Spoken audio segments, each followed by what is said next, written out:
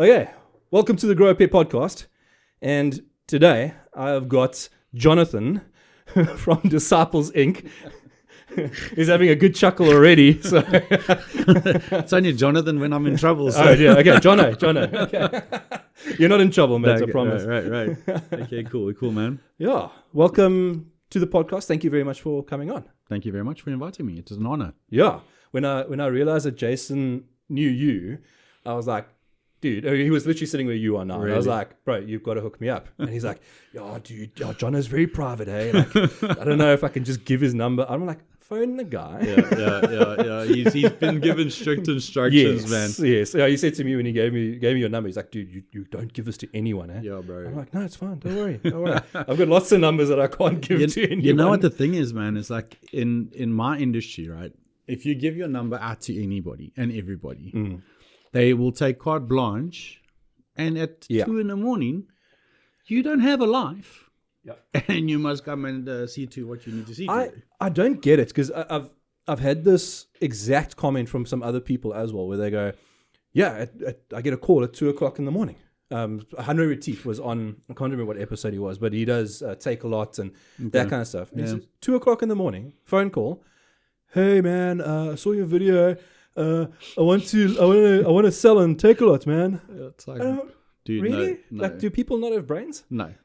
Clearly not. Clearly not, which is very sad, because I mean, I've found a few people at 2 o'clock in the morning. It's not to, hey man, can you tattoo my arm for free? Well, I'll tell you this much. If I was to pitch up to the shop, or if I was to be there at 2 o'clock in the morning, I can promise you it's not to be tattooing something nice. You know? Fair. Well, you see those quintessential movie things, you know, and the guys go out and they're trying to impress a girl, and I'm thinking of Big Bang Theory. You're like Howard and Raj, where Howard and Raj go out and they're like, we got the fake tattoo with sleeves, the goth girls, yes, with the goth girls, and then they end up at like 2 o'clock or 3 o'clock in the morning at tattoo place with this long-haired, crusty-looking fella. You know? And by the way, all the cross-contamination laws were all not adhered to. By the way. Well, yeah, I mean that's like one of the things. So I way back, and I'm talking 15 or 16 years ago, I went through this phase of I wanted to be a piercing artist. I'm not autistic. Okay. I'm probably more on the autistic spectrum than the artistic spectrum. a lot more people than what we'd expect, yes. But like I can't draw. I drew a giraffe once.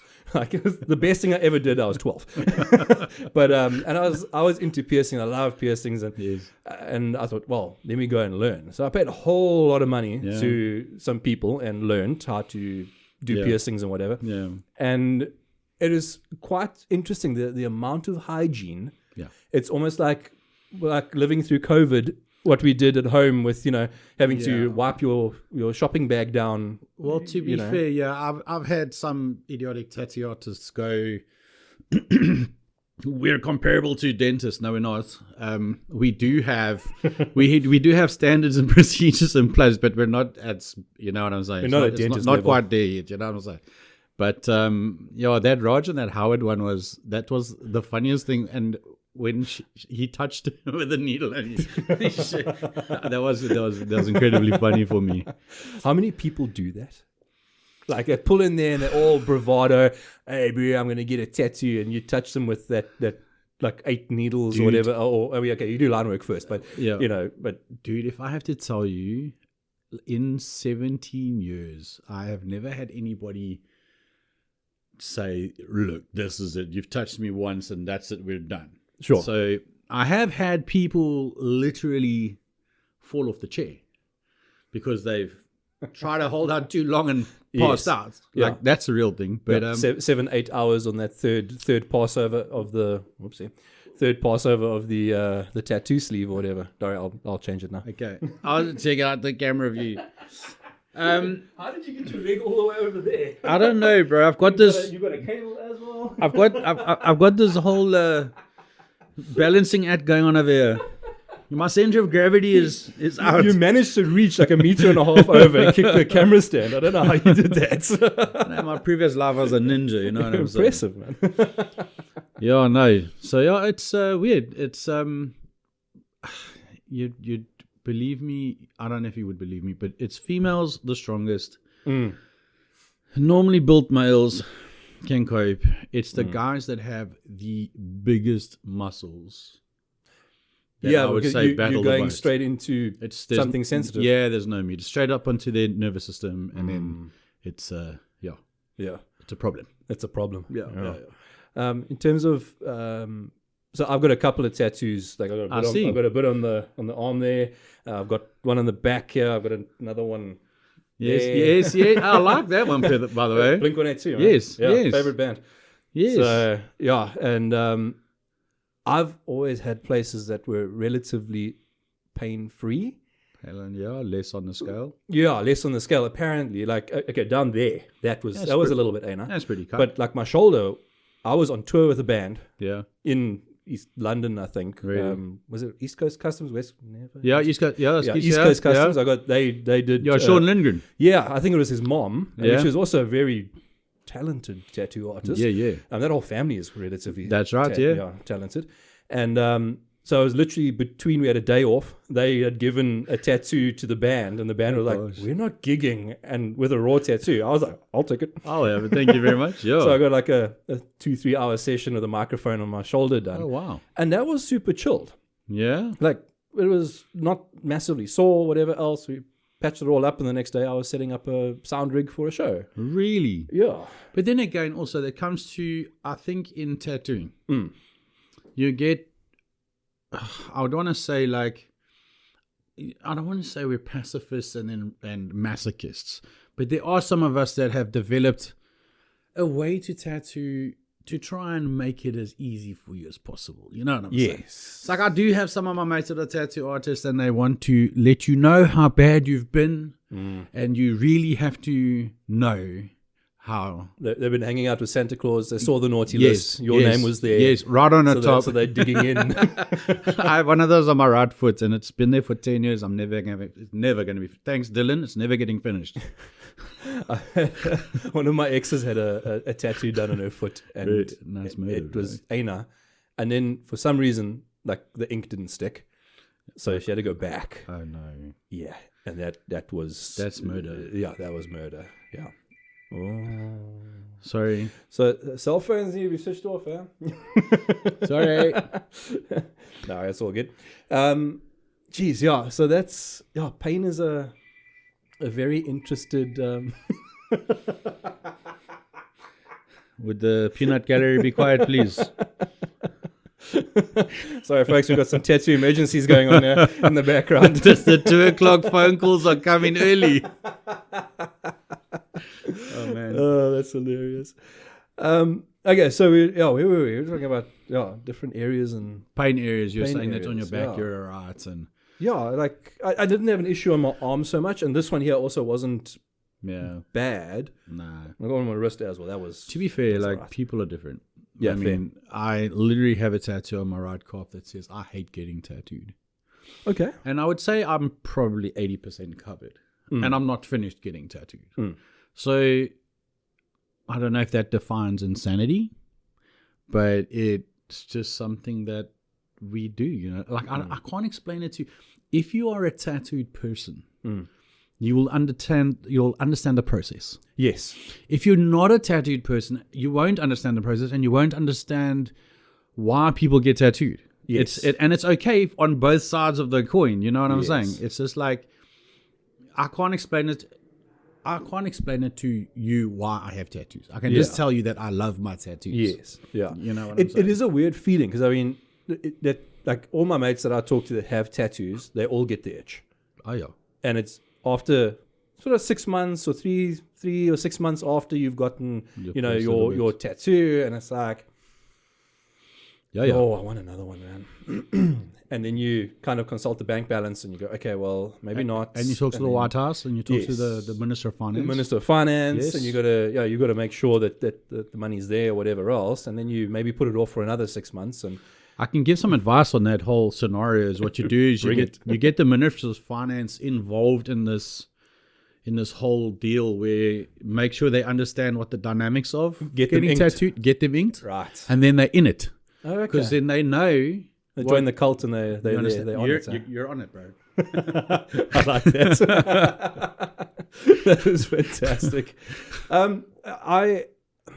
You say 17 years you've been in the business. 17 years tattooing. Tattooing, okay. Around tattoos, how old am I now? 47, since I was 22. Okay. Around in the industry, yeah. If you talk to people about tattoos, you get a few different, options, right? Or people. Yeah. You get my mom, where no tattoo, doesn't matter what it is kind of acceptable. Yeah. Well, not acceptable, but it's why? Yeah. Is the question. It's always why are you doing that? Yeah. Then you get the slightly more crazy moms, which are, you being disowned if you get ink done or whatever else. And you get people that are like, well, if it's something you've thought about, okay, cool. Then you go for it. You get the other people that just put, I saw a bunny. That ADOS, attention deficit. Ooh, shiny. Well, that's how we used to get tattooed back in the day, right? I'll have an A number 4 in orange, please. Those the books and the posters all on the walls. I'm a chrome eagle on my calf, bro. It's stupidest thing ever. Yeah, I get you. Yes, there are different people. Yes. What do you think the right way is to approach getting a tattoo, or what is your personal if you were to give someone some advice and go, okay, cool. If you're going to get your first or even your second tattoo, whatever it is, what do you think the right way to approach it is? It's permanent. This is the Well, okay. There's some laser technology coming on there. No. We don't want to go that route. So, I would put it down to the dynamics of what your life is. So if you're young, up and coming something, let's see where your career is going. Sure. If you're middle-aged and you're sort of settled and you're not necessarily worried, then you can put some thought and patterns behind and some sentiment. And then you get, for myself right now at this point in time, my tattoos just need to be funny. Okay. I've been over I've got some sentimental tattoos, like the one on my right thigh. It's an angel, and it's an angel holding a key, which represents the lock to my wife's heart. And then there's 3 roses, which associates to my 3 kids. So with that being said, there was thought. But then I have a back full of 12 monkeys. Okay, hold on. I know hear no evil, see no evil, do no evil. What's the rest? So the story was we all have monkeys on our back, bro. You know what I'm saying? I like it. So, I don't know how to answer the types of, there are going to be people that they will accept you having a tattoo. And there's going to be people that are not going to accept you having a tattoo. My mother, for one, is one of those people that will not accept you having a tattoo. Interesting. Straight down, I didn't give birth to you with that shit in your body. Yeah. And that's what it is. You know, you can't change their mind. You can't. And I don't know what to say. It's just it's a if or. It's a 50-50. You know. Yeah. I do think some people put a lot of emphasis into. Yes, because it's marking your body, and yes, it is permanent. But I don't know. I don't think that should be the be all and end all of what you decide to get tattooed. You know what I mean? Yeah. I've personally gone through a process where I will. So I'm one of these guys that has ideas. All right. Big problem. Asked my wife the first sort of year or so of our marriage, and maybe the when we were engaged, and then their first year of marriage. I come up with ideas, but I'm not married to them until I am married to them. Okay. And so that freaks her out because I'll pivot onto the next thing. So, and I'm pretty self-aware and have been on that kind of thing for myself. So I was very cautious with tattoos. Right. That being said, the very first tattoo that I got on my body was a girlfriend's name. Oh my God. Oh, dude. Now, okay, but you'll never see it. You'll never find it. You'll never know it was because I was clever, and I got it done in Morse code, right? So it's really dumb. So you can see here the music notes. It's a cover up. So it's dot dash dash dash dot dash. Oh my gosh. Dash, and that was. Well, at least we've made it into some music. You know what I'm saying? Thank you. The guy asked me, "What is this?" And I'm like, it's just some dots and dashes. Some stuff, man. Just chill. I only had one person once. It was an old toppy at a pub. He was like, "Is that your chick's name, bro?" Yeah, because he was from the World War II. Yeah, he was old toppy. I saw him. He was sitting there tapping it out. And he was like, Is that Morse code? Oh I was my like, geez, I was gosh. the first oak that figured it out. No way. And he was like, you still with him? I'm like, yeah, no. No. That brings me, you know what that brings me to? Can you remember back in the day, there was a VW advert, and a guy had like Clarissa, and she broke up with him, and they crossed it out, and then she went out with the next one, and it crossed it out, and then you went out with the third chick, and put the name, and crossed it out, and then the fourth one is like, oh, fuck, oh, bugger it. You'll put the GTR badge, you know what I'm saying? And that was like, I found that to be quite amusing. Yeah, well, yeah. I'm one of those, like, I'll rather push my Opel than drive a Golf. I hear you. For that. Well, I'll tell you what. I have ramped an Opel through a house, and I lived. They're very good at doing that. Very. Was it a super boss? No, it was the big boss. Was the 200 TS? The TS. Okay, Jeepers. Okay, so you were really trying. Really trying, really hard. Yeah. I've got a few mates of mine that try to drive those through bridges. Didn't pan out too well. Yeah, man, they were a problem back in the day. They were really good at going straight. Yes. The boss, the big boss, or the TS, all the cadets. So it was very good at going straight. I think it was the baby boss, the 16 valve, and then it was the turbocharged. Yeah. You got the super boss. Oh man, that was a beast. It's such an ugly car, but it kind of goes right off the ugly scale and back into the. Oh, that's really. Do you know cool. why that car came out? It was a homologation car.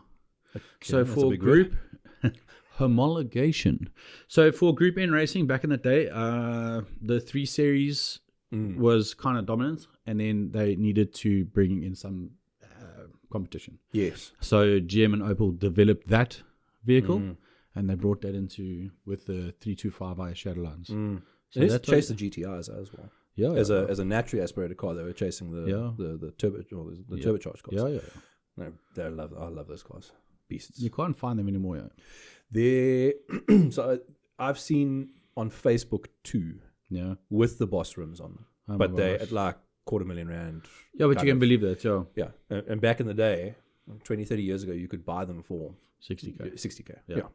With the rims. Yeah. original everything. Yeah, those ball bits with the 5-star. The 5-star. Yeah. That's gold, bro. Yeah. I had friends of mine that were buying them up back in the day, and they kept them in their garage. They just had piles of them. And they said, no, I'm keeping them because they're expensive now. Yeah. They're going to be insane in in Yeah, I don't know. I don't have that much foresight. You know what I'm saying? Like, me too. Yeah. Like I just, it is what it is. I did foresight. Like I sat during COVID, and the day before lockdown, I did like everyone. I went to the bottle store, and I got myself a case of Lion Lager quartz. Right? Yeah.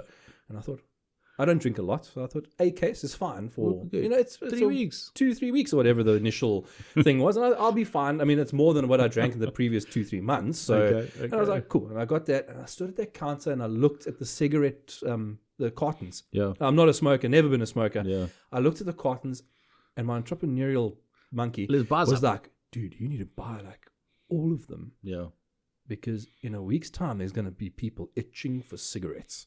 Big time. And I was like, and then the other side of me, which is like the angel and the devil, you know? Yeah. And the little angel guy was like, Des, it's a lockdown. You're not going to be allowed out your house. And do you really want to be supportive? Yeah. Do you really want to risk that? Or are you going to obey the rules like a good boy? And I was like, yeah, fine. I'll obey the rules like a good boy.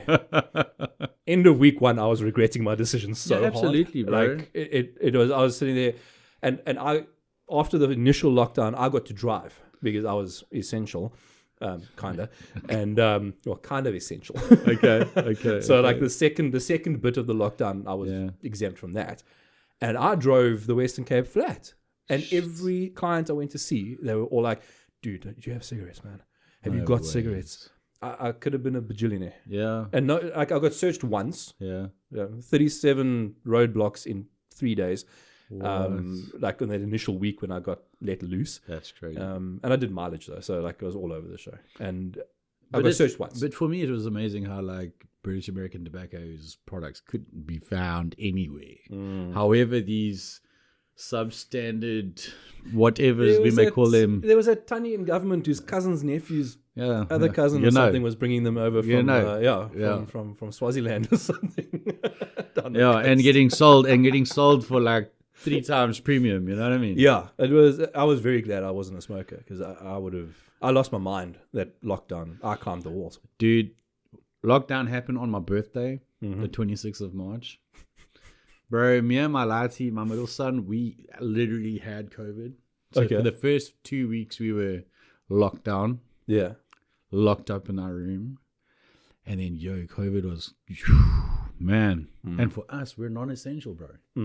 So like, we were off the whole time. Yeah. It was nuts. I remember my barber also like was off because he's also not essential. Wasn't allowed to cut hair. Yeah. And I felt bad. So I looked at all the people that I supported, like on a monthly basis. I try to. I'm looking a bit furry at the moment, but it's like it's winter. Yeah, I go all the way to Somerset West to get my beard trimmed. Yeah. My guy's there, and I used to live there, so got my guy. Okay. So during COVID, every month while he wasn't working, I paid him for my beard trim, even though I didn't get my beard trim. I was like, this guy is not earning a salary. Yeah. Like I got my salary cut, and then the government paid us, but all these guys, like yourself included, are solopreneurs or kind of business people, but it's not a business. You're not technically employed, but you are, but you're not, but you're a sole trader or whatever. Yeah, they were screwed. Everybody that was informal got screwed. Yeah. And so for my industry, because nobody wants to agree on anything, we fall under hair and beauty, man.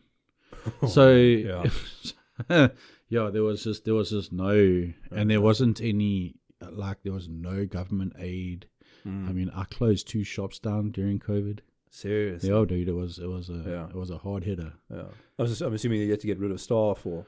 Well, we kept staff. Yeah. It almost crippled me, but we had to try. You know what I'm saying? We don't. It's humans are humans, bro.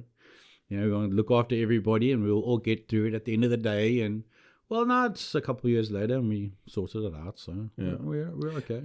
Dive into that a little bit because it's something. So I mean, podcast called Grow a Pair, and you can grow a pair in a bunch of different ways, and for me it's more like, pull your socks up, or it's a slightly more provocative way of saying, come on, grow up, or be a man, or be a woman, or be, I was chatting with one of my clients the other day. She's a gynecologist. She's like, hey, you got the podcast? I'm like, yeah. She's like, what's it called? I said, Grow a Pair. And she looked at me, and I was like, it's not a sexist thing. Yeah. So, girls can grow a pair of ovaries. And she goes, damn right, because you guys are weak. Well, right? Chicks' ovaries take a beating every month. 100%. Dude, and that's what makes them stronger than us, hands down. Yeah. And you've just said they can take the pain as well better than guys. You don't even want to know. Yeah. It's But in that situation, like you say, you kept staff. Yeah. Now, I know tons of people that got rid of staff. Yeah. And it wasn't they retrenched them nicely, or sorry guys, we don't have the money. Some folks had the money. That was just, and they were just like, you know what? Sorry, dude. I'm more important. Yeah.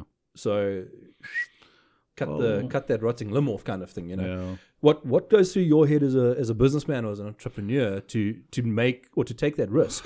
Dude, so for me, every single person that's been a part of my business, right, from the onset, every single one of them, they've helped me to grow my business. So who am I to, when there's a little speed bump, go, all right, all of you just go and do your own thing now, and I'll look after my. So no, we were a team, and yes, the guys have all moved on and opened up their own studios and stuff like that, which is amazing. I'm glad you said that. Yeah, and but the reality is we needed to band together and stick together when we had to get through this thing. So just what you said when you were paying your barber, my wife can tell you the exact amounts, but people were paying us like full sleeve type money. Oh wow. And going, when you get back, we'll see to it back then. And that for me was, it was, I'm a person of faith, and for me that was just like Jesus coming through, like, bro, I can't believe that. How did I just get this money in my account? I've done nothing for it. That's incredible, dude. It was incredible. But that's you look at. I'm almost glad you didn't say that your business is a family, because nowadays it's so cliched. It started off way back and it was great, like, no, we're a family here, we're a business, we're we're a team. Because it's so cliched where it's like, we're a family, and then like I don't know, like everyone kind of ends up feeling like they're the cousin that no one wants to play with. Nobody wants to keep you in the back of the thing, but I'm laughing at that now, and the way that it's panned out, my kids all grew up, and now they're all adults, and we've just recently become grandparents, and so all my kids are now the business owners. So cool. Now it really is a family business. Yes. You know what I'm saying? Yeah. So, which is quite funny. And well, now I don't have to worry so much about looking after other people. You know, I don't mean callous and being saying that. It's just, it is what it is, you know? Yeah. Yeah. Yeah. No, I mean, looking after other people as a business owner is taxing. I mean, you look at Jace. Jace is like, what, almost 100 staff now? I was talking to him the other day, bro, and I was like, all that grey hair came in the last 2 years. and yeah, dude, I couldn't fathom it. I wouldn't be, in fact, my OCD and my ADHD would destroy me. I already, let me say, at the maximum amount, I had 15 people working in the 5 studios. And that for me was too much. You know, I couldn't cope with the 5 locations. I couldn't cope with it's just too, I don't know how Jason does it. Yeah. He's definitely got divine intervention or a massive, I don't know, big earlobes that he pulls on every day. I don't know. Yeah. Yeah. He's quite an inspiration. I've watched him build 2 businesses. Yeah. And sorry, I don't know if you remember, if you knew him back with Genesis days.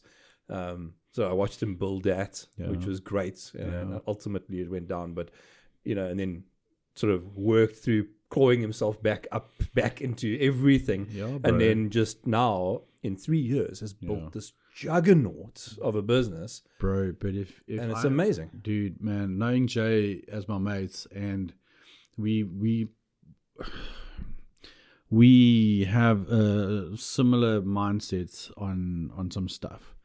And it's without intervention from the Holy Spirit, bro, and wisdom, like none of it would have. I mean, I can remember when I met him. So I actually met him.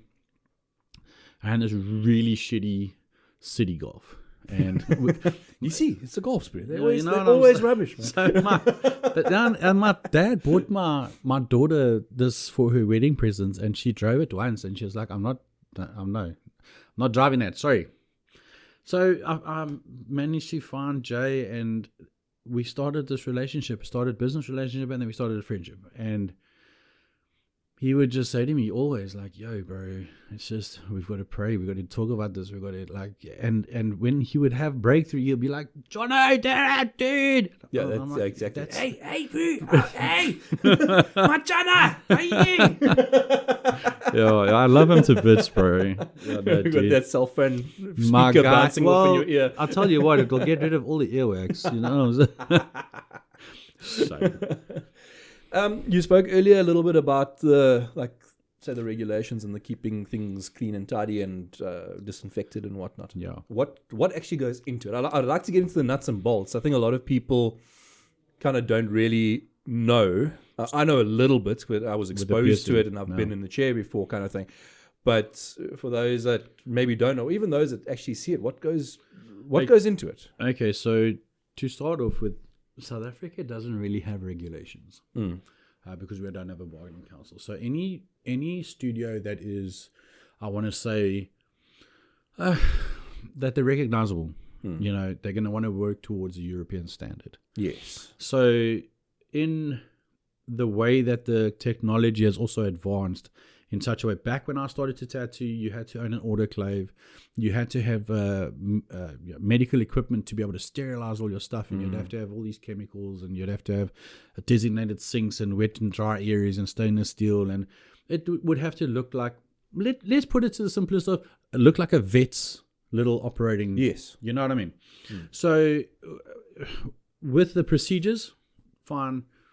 Every tattoo artist or every piercing artist at this point in time needs to have a certification called bloodborne pathogens.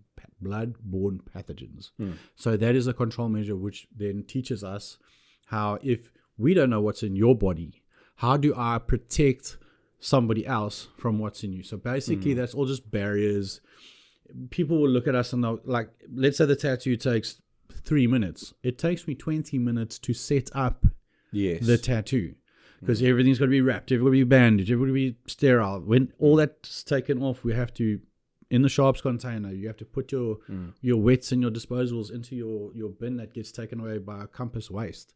And it's like, I don't want to say medical, but you know what I'm saying? Almost, yeah. We have to Almost keep it with that mindset, you know what I mean? Well, I mean, you're poking holes into people. And then, germs can get in there. Oh, literally, yeah. Yeah. You know, it's poking holes with germs and possibly ugly pictures. You know, so that's what I'm saying. What sets us apart? Yes. You know, so there's. But is this something that you guys kind of put on yourself? So we do. I would say that if you look, it's a mindset. You do RT. You don't want to do mediocre RT. Yeah. You want to be the best that you can be. So you'll take every effort to learn every aspect of what your business can be so that you can be the most successful at what you can be, right? Yeah. So it's the same as us. Whomever it is, you do all your research, you do all the work, you pay all the money for whatever you need so that your product will be the best that you can possibly put out. Yes, there's amazing tattoo artists that are incredibly come out of art school with degrees in fine arts, but then can't get the understanding of the medical side of stuff, you know? Yeah. So then it doesn't pan out. Yeah. I mean, I remember just on the piercing side of things. I mean, I had autoclave, I had sharps, containers, bins, and all the different sharps bins, and then your wets, your dries, all that kind of stuff. I even had a list. I was up in Joburg, but I had a list of all of the different like medical places that would accept your sharps. Yeah. So like that was part of the course that these guys gave me. They were like they did the homework and whatever else, and as I moved around Joburg and changed places and whatever else. You just use the vendor that you needed to go to the vendor, drop off your sharps, and they would then give you a new bucket or a new sharps container, or you buy one, or whatever the story was. Well, it's becoming a little bit easier now. So this was long ago. you contractualize your company that you're going to choose. Once a month they'll come and do. Once you weigh, or once you've breached your weight limit on your box, they're going to come take it away. They that's cool. So they've made it very easy. The other thing, or the other side of tattooing, is the equipment that we use now isn't what it was 10 years ago even. So what we use are pre-sterilized cartridges. You put your gloves on, take it out the packaging, stick it in your machine, and you tattoo. Back in the old days, you would have to solder needles onto a bar. You would have to put that into an autoclave. You would have to put it into its packaging. Then you'd have to take the tube. You'd have to put the tip inside and scrub it. And then you'd have... It was to set a tattoo up back in the day was 45 minutes. So the new technology has come out where, the machines make it quicker to between work, but it still takes 20 minutes to set up for a 4-second tattoo, bro. It's like, it is what it is. Yeah. I remember back in the day, there was this, I don't know if it was a true or not thing, but red ink. Apparently there's a reality to it. People, well, some bodies don't like it, or I'll tell you the science behind it. Let's go. It's called red reaction. Hey, it's got a name. Yeah. It actually sounds like a VD. Red reaction. Red reaction. You've got red reaction. And dude, when you got red reaction, it looked like a VD. So basically, tattooing comes out of the 50s, bro. Yes. And all pigments would have been originated from a organic substance. So red comes from iodine. Okay. Yeah. So they'll obviously harvest it from crayfish shells or whatever the hell they do. So it's iodine, and then they create it into a pigment powder. Then they do their proprietary blend, and then they become an ink. So many people are iodine freaking allergic to it. Like it's so now you do test patches. If you come up with no red tattoos for you, But the pigments today, nothing's organic. It's all. In the US over the last 2 years, they have gone next level with regulations. So there's absolutely no how can I say this? People ask me, is it vegan ink and this ink? So it's all it's all FDA approved. It's all. So then, if it's FDA approved, it's all synthetic. It's all synthetic, and it's all approved. You know what I'm saying? Like they've done multiple tests. Yeah, they've run it through a bunch of skin types, and they've really put it through the ringer because they're wanting to. Look. Let's be realistic. Like tattoo culture is it's a freedom culture. Like we don't want to be the same as society. You know what I mean? Like we're rebels. It's fringe and it's rebel. Like, and So now, obviously, the system wants to suppress it. You know what I'm saying? Well, yeah, and bring it maybe make sure they don't get hepatitis or. Well, we make sure you don't get hepatitis. No, fair. You know what I mean? But that's the truth. Yeah. Jeez, that's okay. So red reaction's a real thing. Red reaction's a real thing. Doesn't really happen that much often anymore. How quickly does the reaction happen? Oh man, you could get tattooed and you could have it healed for up to 6 months and have no problems whatsoever. Oh wow! And then it'll pop up. And then just one morning you start with a little pimple and a little lump, and then it's as itchy as hell. It's dude, I have some black tattoos that when it's hot.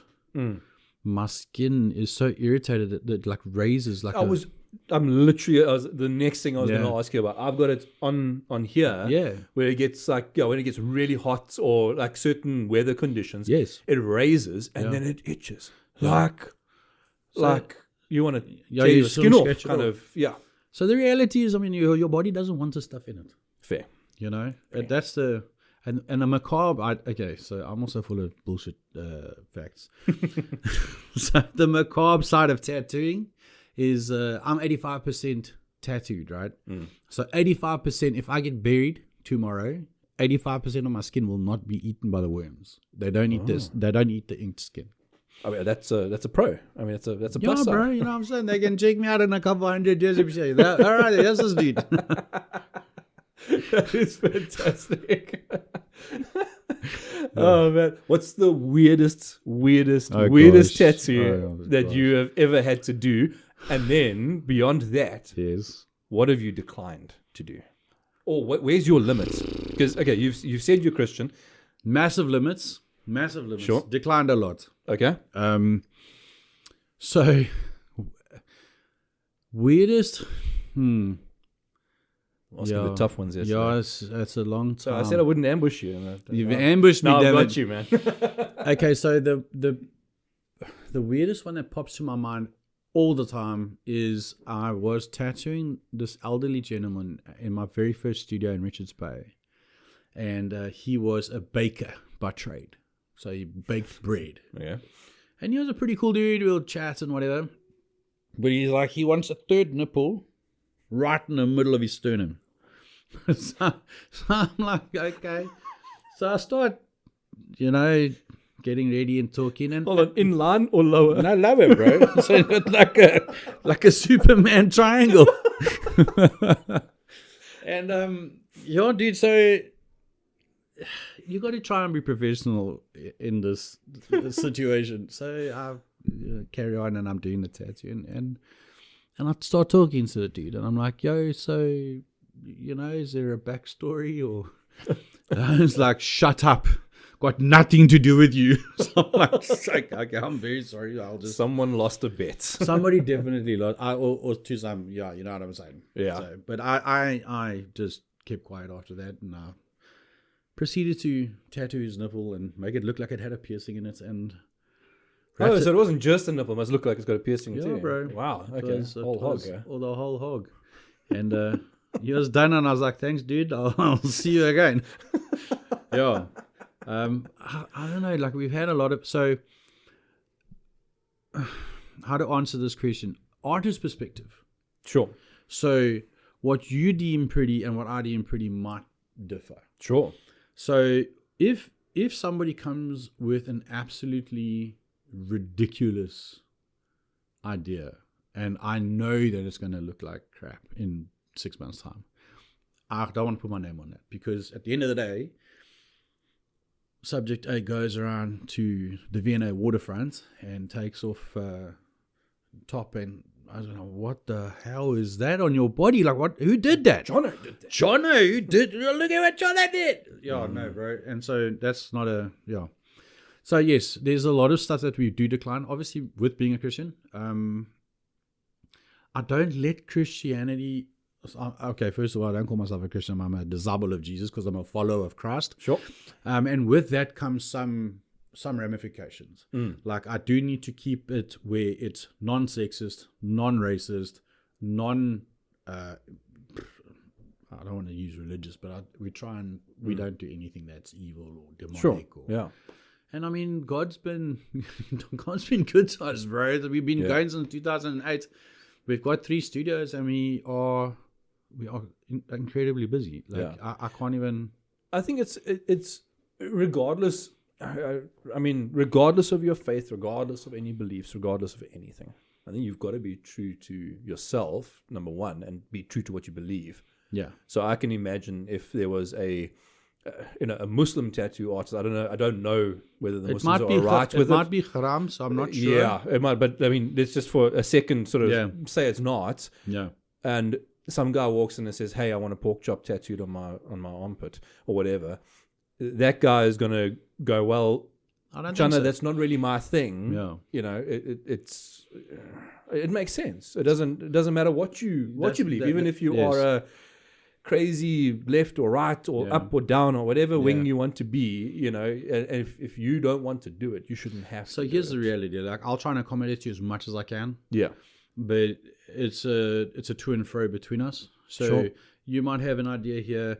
We might be in this situation, so we can have a discussion. And I mean, it's always going to be an amicable thing. Yeah. Like, I've never in my whole entire career had to be like, no, get out of my shop. Like, that's just not a thing. Yeah. You know, like, my whole idea before, or when I got into tattooing, I wanted to change the industry to, like, before I got into tattooing, it was roughnecks, dude, hardcore guys. You get beaten up, you talk out of line, things happen, you break the microphone, and you would be super careful. You know what I'm saying? You wouldn't just walk into a tattoo shop.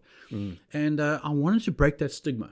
So all of my studios are all open plan. You walk in, you can see everybody that's tattooing. If there's any, well, we don't do extremely sensitive parts of the anatomy. Sure. And if there is something that is a little bit iffy, we've got screens and covers and stuff like that. But my mind was, I needed to bring tattooing to normal people, not just to thugs. And like, when I was getting tattooed as a kid, bro, I thought I was the thuggiest thug of all the thugs. You know what I'm saying? So the Stellenbosch gangster, bro. No, bro. No, bro. So I'm born in Benoni, bro. And then, so born in Benoni, raised in Umhlanga, and then I ended up in a place called Richards Bay for 10 years, dude. Yes. In that 10 years in Richards Bay, China, you eat or you be eaten. So rough little daughter, yeah. My friend, like, you won't believe. I think it put Benoni to shame. There's a lot of Oaks and Benoni going, hey. Yeah. You know when they watch this, like, I'm like, hey, what you talking about? Hey, I'm coming with my brothers. I'm coming. I'll show you Benoni. Okay, all right, all my brothers from Benoni. Sorry. Where do you stand on freehand versus stencil? Depends on how good of an artist you are. Okay. So I myself am a freehand tattoo artist. Depends on the style. Yes. Right. So if I'm proficient in something and I know that I can draw it perfectly, I'll draw it on you with a pen. You then decide if it's good enough, and then we go ahead. Yeah.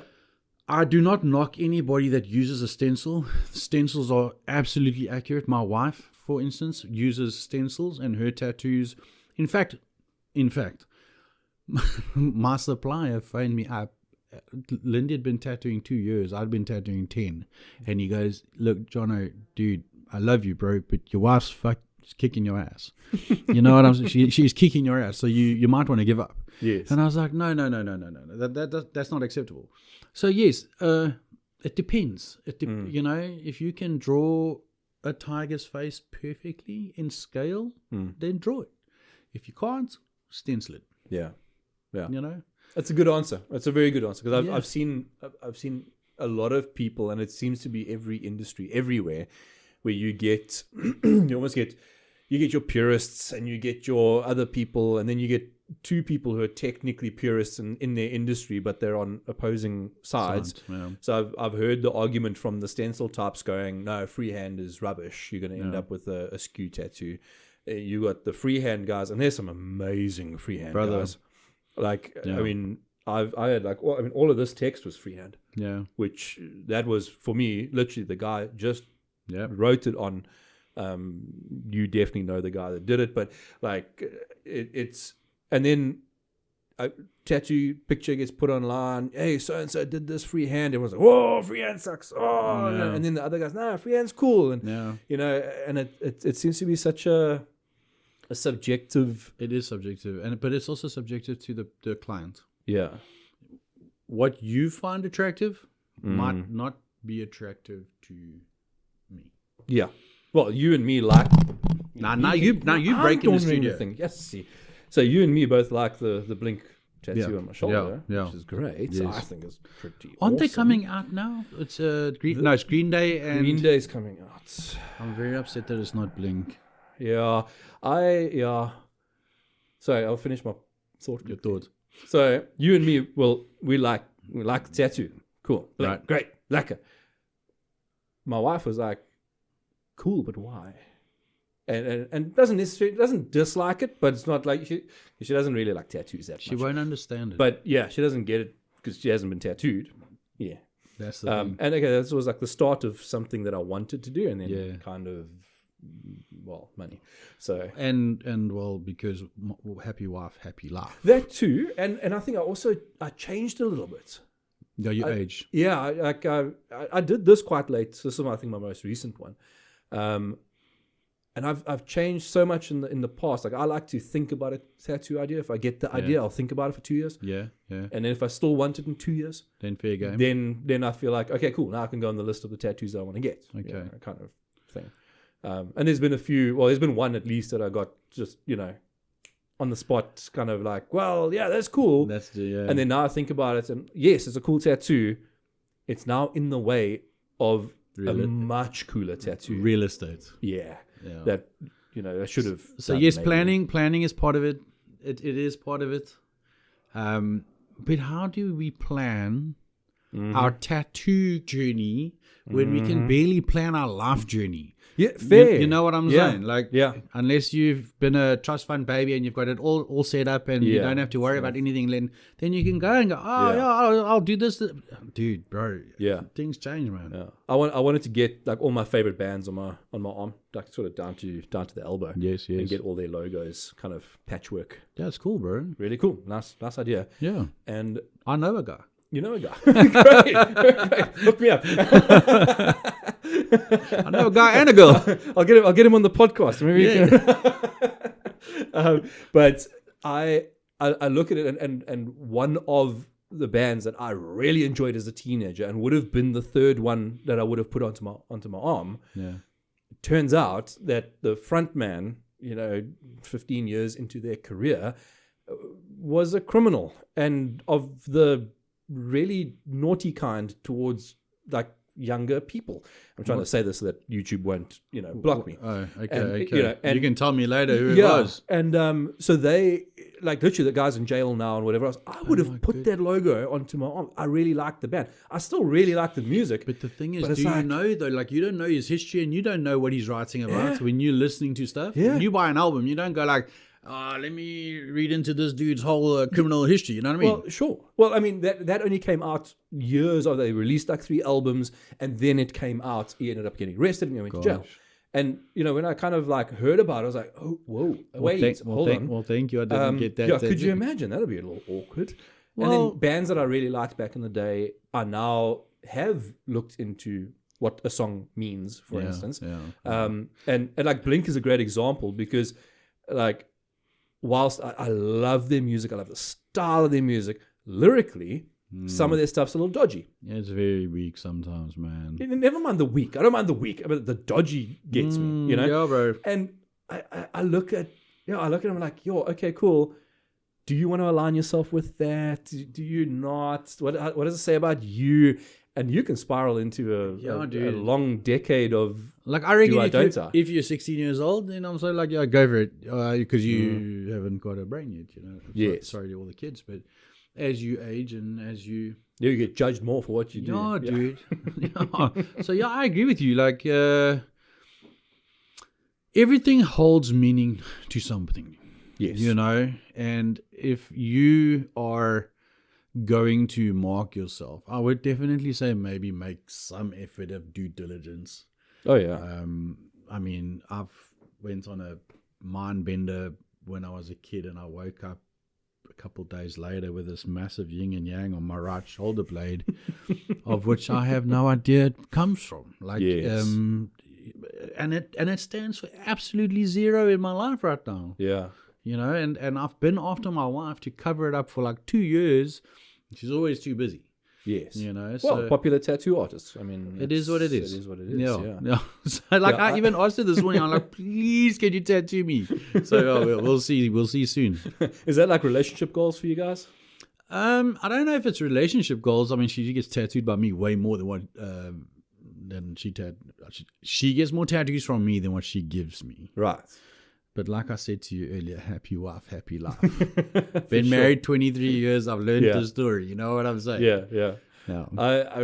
I when I got this one on my shoulder, I was on tour with a band, and so I'm a sentimental type person. Okay. So like up on my shelf, that teddy bear, that very piratey looking, very raggedy teddy bear, was given to me on the day I was born.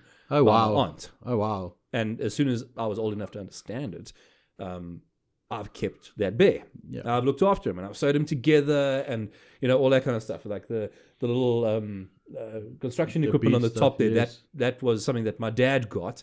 And he passed away, and I'm like, well, there's a little kind of homage to my dad. Yes, as part of what it's your history. So I'm kind of sentimental on stuff, and so when I got a Super 55, the Shure, the Elvis mic. Yeah. So So I got that. And then I got the initials of the band where the Super 55 would go, the label. I just got AOA, Autumn of August. Yeah. And the guys, when I came back, and they looked at it and they're like, dude, you can't do that. And I'm like, why not? Well, they're like, what if we break up as a band? And I'm like, well, we're here now, man. Well, I'm probably going to have a really good story that I can tell on the podcast one day. No. But I was like, it's a reminder of what was I doing? No, I was, well, what's AOA mean? Oh, cool. There's a story to be told. I love talking. Yeah. And cool bananas. You know what, man? Like, I can tell you from the get-go of my very first tattoo, I can tell you where I was. I can tell you what mind frame I was in. Mm-hmm. I can tell you the tattoos that I've covered up and why I've covered up and what were under there and where I was then. And like everything... I call it my totem pole. So it's a timeline to my life, and every single tattoo that I have, I can tell you the timeline, and it's like that. That's how fresh it is. Now that you've said it, like I'm running through my brain with what, looking at all of them, going, oh yes, I did this for that, I did that for that, and so that's what I think. Going into the tattooing thing, getting tattoos, yes, it's a counterculture, but I think it also is a person who wants to not be the same as everybody else. You know what I'm saying? And we don't have to go and be a criminal to be somebody else. Yes. We can do these things. And it's not, some people go, it's masochistic. How do you hurt yourself? Or... Well, no, I don't like the pain of getting a tattoo. I really and truly don't. But I love wearing my tattoos. And I can tell you 100% promise, if I never had my tattoos, I wouldn't be able to speak to you today. It's an amazing thing that's happened in my life to mold me into this human being that I am today. You know what I'm saying? Yeah. It's weird. Cool. It's crazy. That is really cool. Okay, I do a segment with everybody. I started it with Joni, Jason's sister. Yeah. What does growing a pair mean to you? Sure. Yeah, in a day and time of today that we can't really say everything that we really mean. For me, man, it was just like I grew up here when I turned 30, bro. Okay. Like I made some decisions. I made some hard and fast changes in my life. I decided to open my business. I decided to make different changes, different choices, and I had to grow up here. I had to look after my kids. I had to look after my wife, and there was some stuff that had to happen. And if up until that point I didn't make those decisions, I would have none of those to today. You know what I'm saying? So growing up here for me was to mature into being something that can do something. You know, Perfect answer. that's what I think. Yeah. Well, the cool thing is it's a subjective thing. Yeah. And that's what I'm trying to get from people and whatnot. Yeah. If we spoke earlier, I told you about my fictitious favorite, biggest fan, Frikkie. Yes. He's from Benoni. Frikkie from Benoni. I see him in a white beater and a moustache. Maybe a mullet. I don't know. I'll tell you, dude, we stayed at my cousin's house, oh my gosh, about 10 years ago. And he goes, it's really safe, Jonathan. But what you need to do is you need to lock your bedroom door, and I'm going to lock the passage door. And if you hear anything at night, don't come outside. And Tuesday nights, bro, something shit hit the fan. I look out the window. Here's this dude with his gun in the... I'm like, oh, Lindy, we out of here tomorrow, bro. Yeah, so Frikkie, let's get back to Frikkie. Yeah. So Frikkie can draw a giraffe, more than a giraffe than what I can draw. He's I don't know, 13, 14, 16, 20, whatever. But he can draw. He's been doodling away and thinks, I want to be a tattoo artist. Now, you ask this question in some industries, and you go, what would you say to someone that wants to be what you are? And the way that I answer people, they say, I want to get into IT. I go, no, you don't. No, and that's exactly my answer. No, you don't. First of all, I'm like, do you like body fluids? What do you mean by that? We get asked that a lot, hey? Yeah. Because people or the youth, what is the generation today called? What, Gen Z or whatever? I don't know. No, I don't know what they're called now. Whatever they're called. I lost track. So they come in and they go, I can draw and doesn't look too hard. So back in the day where I come from, where we had to make our own needles and tune tattoo machines and we used to keep secrets. Like we would get our machine to run because without 3 pistons in your VW, you're not getting anywhere. You know what I mean? So the same thing with tattooing. And then you'd want to say, like, are you aware that this is mechanical and it's artistic and it's medical and it's, bro, it's, yeah, dude. So, and here's the things. In my industry, there's some charlatans that will say, give me a 50 grand and I'll give you a piece of paper in 4 days. Look, I can't teach you to clean my floor in 4 days. Yeah. You know what I mean? So, yes, Frikkie can draw. Frikkie can come with an amazing portfolio of one's drawings. But I don't know if I can work with Frikkie. And I don't know if other tattoo artists can work with Frikkie's attitude. So attitude plays a huge role. If you ask a lot of tattoo artists, it's everybody's going to go. Sober habits, definitely. Experience, definitely.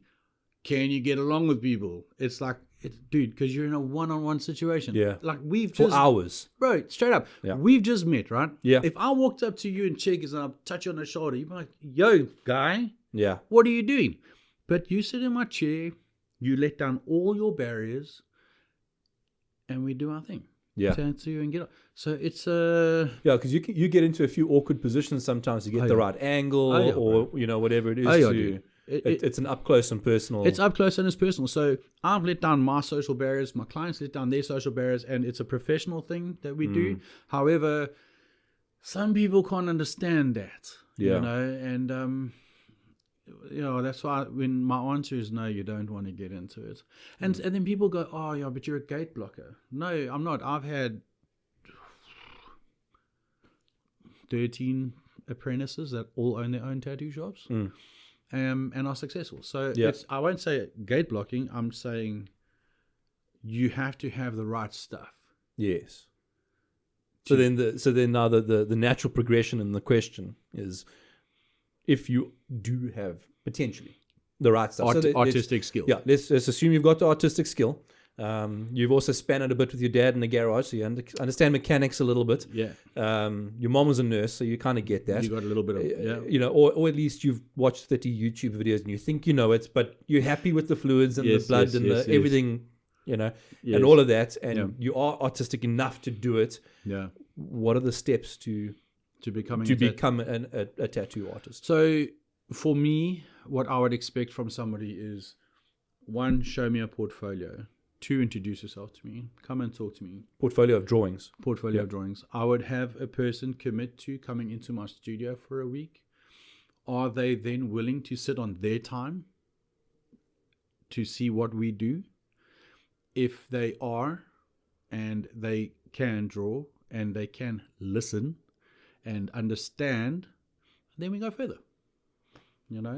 It's not really that difficult, but it's to get those couple of parameters to all coincide. Yeah. That's the problem. You said sober habits, and if you went back 15, 16, 20 years ago, that was not a criteria. No. I mean, that was almost, you shouldn't have to be a tattoo artist. But brother, look at 15 years ago, tattoos, they're all shit. Yeah, fair. You know what I'm saying?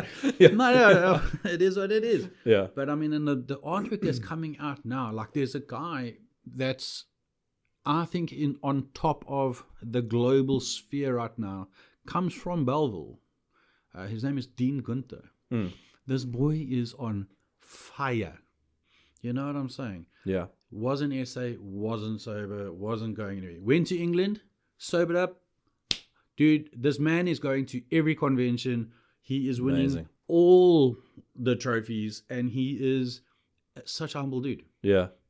So I've seen some amazing stuff out there, like the 3D type stuff at the moment. And there's some really next level people out there that are just going nuts. Yes. I mean, it's just taking a tattoo and it's no longer a tattoo, and they're going, well, it's a work of art, cool, but no, not really. It's super technical. It's more. Yeah. So there's a massive technicality behind what caliber of tattoo you want to achieve. So let's say, you're working on a budget, so you're going to get a Popeye.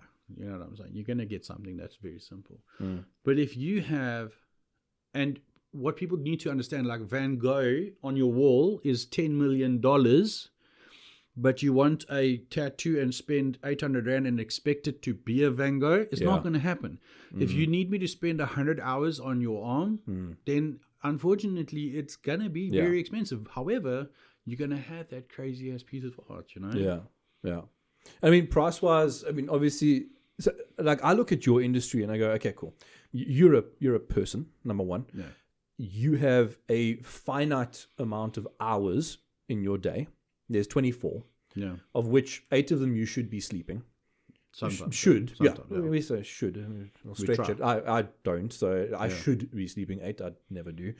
Of that 16, is my math right? 16 hours that's left. Yeah. You have a wife and you have kids. So there's time that you have to spend there. Yeah. So let's lose another, 2 or 3 or 4 hours there. You're down to 12 hours in your day. Yeah. And now you're getting very close to the amount of time you've got for work. Then you have to keep fit. You have to keep educating yourself and hone your craft. You have to research. You have to talk to suppliers. You have to buy, sell, market, all of this. So let's lose another few hours. All of a sudden, you've got 4 to 6 hours of a day that you billable hours that you can do, but you are one person. Yeah, and you're billing for you effectively. How people look at tattoo pricing and go, it's ridiculous. How can you justify it? That for me is my answer. I've just given the way I look at it. At least we hear it. We hear it a lot. So the simple reason, or the simple answer, is the consumables to the tattoo is not where the pricing structure is. Yeah, it's your artist that you choose. Is he going to facilitate you? Yeah, and are you going to have the product that you want? So I can go to a car dealership and I can go, you know what? I want a GT3 Porsche, but I've got 10 grand. Then I was going to say, my brother, I can't sell you the GT Porsche badge. Yeah. And that's the simplicity of it, So yes, the billable hours kind of thing, I tattoo 8 hours a day.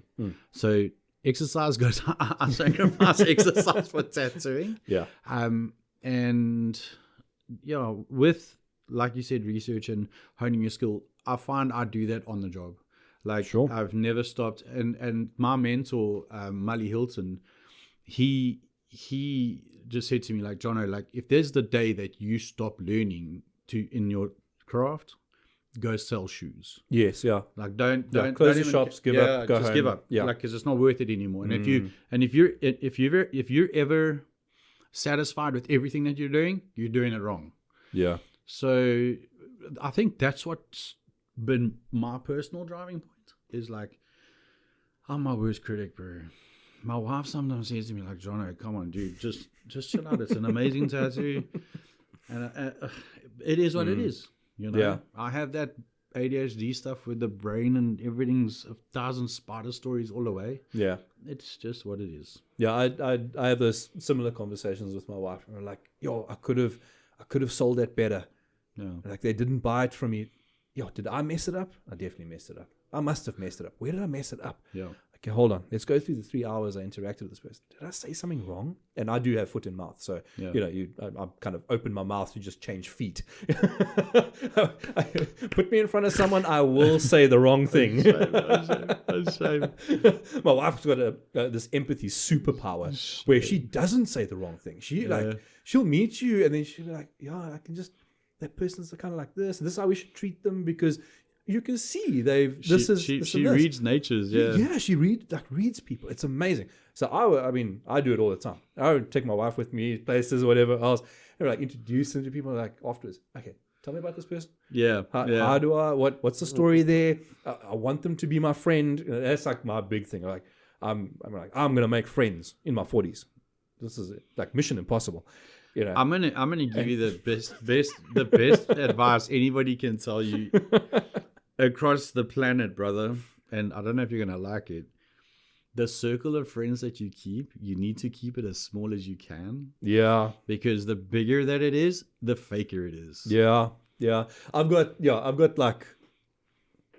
Oh, I'm gonna be careful now. No, you've got to be really careful. My mates watch my podcast. You got to just say that there's a couple. There's a group. They know me. They watch my podcast. Yeah. Either I've been at their weddings or they've been at my weddings. You know who you are. But I've got this small handful of legend friends. Yeah. Where, I mean, look, there's a few of them that, like, my one mate Ryan lives in Oz. I can't phone him and he'll be here in 20 minutes. Yeah.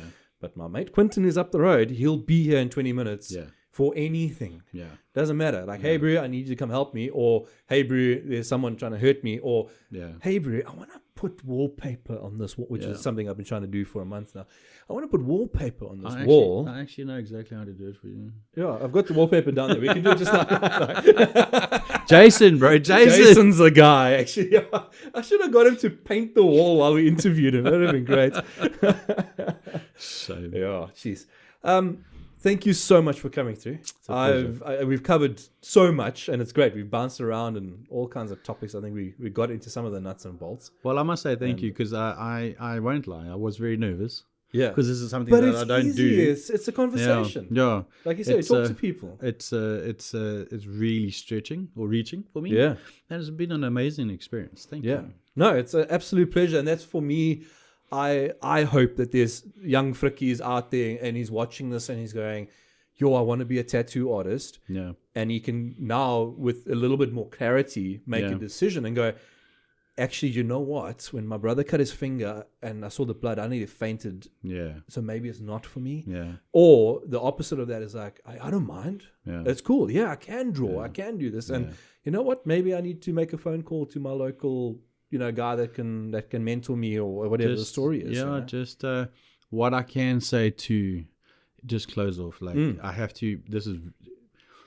If Fricky wants to go to an institution and pay for a piece of little paper, every and any tattoo artist in the world will kick you in the head. Don't do it. Rather go to the shop, meet the tattoo artist, get a mentor. This is old school stuff. Yes. It's like it's apprentice. It's an apprentice. You go and do your apprenticeship, yeah. Dude, in Japan, sushi masters. Oh, yes. Do you know how long it takes the man to learn how to make rice? It's Bro, years. it's like 3 years to make rice. Yeah. I met a sushi guy in Joburg, proper Japanese dude, grew up in Japan, did his apprenticeship, and it was like 3 or 4 years. Yeah. He said all he did was wash and cook rice. Yeah. And he said for the first 2 years of that, they didn't use the rice he cooked. No, you had to They prepare. threw it out. Yeah. Like every day. And I sat with that guy. I wish I could find him so I could bring him here. Do you know what that interview does? That process teaches you humility. Yes. And because what happens, I know we're extending our conversation. No, it's fine. Carry on. But the reality is that when you teach, you don't teach humility. You trajectorize, you push a trajectory into somebody's mindset where they're not ready to rise at the rise rate that they're possible for. And so what I found in a lot of other things, not only tattooing, is sometimes people rise too fast and then it's a very far fall. Yeah, there's no foundation behind it. Yeah. So you got to have the it's like a building, bro. Yes. You got to dig those holes. Yeah. You got to put the cement in, and you got to put in the work, bro. That humility thing is an interesting one because like I faced a scenario years back, and it sits in my brain. Yeah. Where I was running a catering company, and I had a client which was a really good client of mine that used me relatively often, and I messed up an event. No shit. Like I messed it up. It was on me 100%. Yeah. And I looked at it and I went, okay, cool. There was arguments on both ends, which were both valid. Yeah. From their side, I messed up an event, and the food, whilst it was cooked fine and all of it else, the assembly of it didn't work, and it ended up being a little bit dodgy, not dodgy, but just it wasn't right. It wasn't right. And then on my side, I was like, hold on, you guys promised me people that were volunteering for your thing, and they didn't do what you said they were going to do. So I came without all of my staff. I'm not prepared. I wasn't prepared. I thought I was because you guys said there would be these people. No. And I remember sitting down with the head of the organization, and then the lady that planned the thing and whatever else. And I remember sitting there, and I went, yo, I need to eat this. And it sucked, eh? Yeah. And I said, you know what, guys? I'll take it. It's on me. It's on me. I'll refund you everything. Yeah. And I lost the contract because of it. Like I lost the contract. And even after I lost the contract, I was like, no, you know what? Yes, I deserve to lose the contract. You did the honorable thing. I had to, and I learned it in that moment. And since then, I've been able to do that so many times where it's like, I might not be the person at fault, but I'll take the responsibility for it. Yeah, but that's how leaders are born, bro. It's you know what I'm saying? I sound like I'm like but that's the reality. If you don't take responsibility for yourself, how can you mentor somebody? Yeah. How can you teach? How can you lead? How can you do anything if you don't take responsibility? Yeah. How can you take that knock during COVID? How can you be a father? And, you know what I'm saying? Like if you don't take responsibility, how do you do any of it? Yeah, you can't. No, you can't. Oh. That's fantastic. Right. That's a deep place to That's end a very off. deep, very, very, very deep place. Jono, thank you so very much. I appreciate you coming through my on a Tuesday night of all things into deepest, darkest Belleville. And I was quite scared to come to Belleville, and I left both of my firearms at home, and I was like, oh my goodness, are we going to survive? We've got security. But thank you so much. And all the best to you. I'll put all your links and stuff in that bio, and we'll clip it out, and we'll hopefully get some kind of marketing for you guys from this. Dude, we're gonna my wife's gonna put it all over her social media, so you got to know. All right, brother. Awesome, lekker. Grow pair. Right. Thank you, sir.